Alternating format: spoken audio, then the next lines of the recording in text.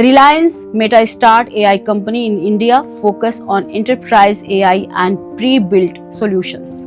No gun-to-head deals, says Piyush Goyal on US trade talks, India to focus on long-term, trust-based partnerships. Indian startups take the lead in Asia, young companies drive innovation and growth.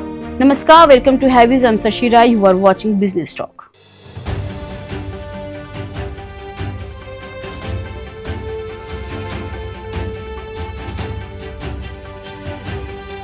Reliance Industries has partnered with Facebook to create a new AI company named Reliance Enterprise Intelligence Ltd.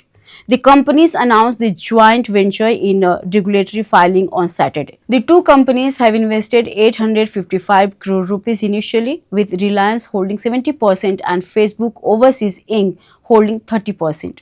Reliance's AI unit invested 2 crore rupees by buying 2 crore equity shares at 10 rupees per share. Real will focus on developing marketing and selling AI services. The company will use Meta's open source llama models and Reliance Business Reach to build AI tools for different sectors.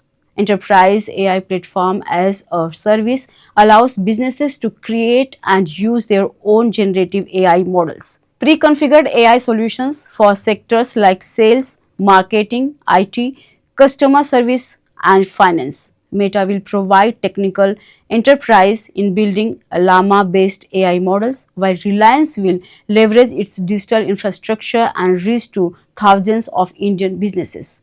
The AI solutions can be used in cloud, on-premises and hybrid environments, helping companies reduce costs and work more efficiently. According to Reliance, no government approval was required for forming Real. This partnership aims to make AI technology accessible to businesses of all sizes in India, helping them become smarter and more cost-effective.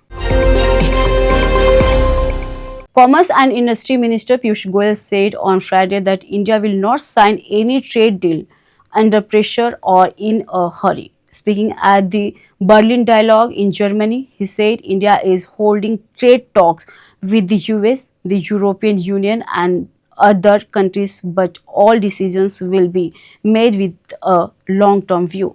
Goyal said trade deals are not only about tariffs or market access, they are also about trust and relationships. India always decides based on its national interest. He added that India is looking for new markets to deal with high import tariffs and will only make deals that are fair and beneficial for both sides. The minister also questioned why India is being singled out for buying oil from Russia. I read that Germany has asked the US for a waiver on the oil ban and the UK already got one. Then why only target India? Goyal said. His comments come after the US imposed a 25% penalty on Indian goods for continuing to buy Russian crude oil, with an additional 25% import duty already in place. Indian exports now face a total 50% tariff in US markets. The Indian government has called these tariffs unfair and baseless. Last week, an Indian delegation led by Commerce Secretary Rajesh Agrawal held 3 days of trade talks in Washington, ending on October 17. Earlier this year, both India and the US agreed to work toward a bilateral trade agreement by 2025. India has emerged as the leader in the Asia-Pacific startup ecosystem. In Forbes Asia's 100 startups to watch for 2025 list, 100 promising startups were selected from 16 countries and India leads with 18 startups on the list. One of them is valued at nearly 8,779 crore rupees. This list highlights regional innovation, showing a strong focus on AI, deep tech and sustainable solutions. According to Forbes, India's performance reflects the strength of its young startup ecosystem. In just 2 decades, India has reached a point where it can compete with US and China.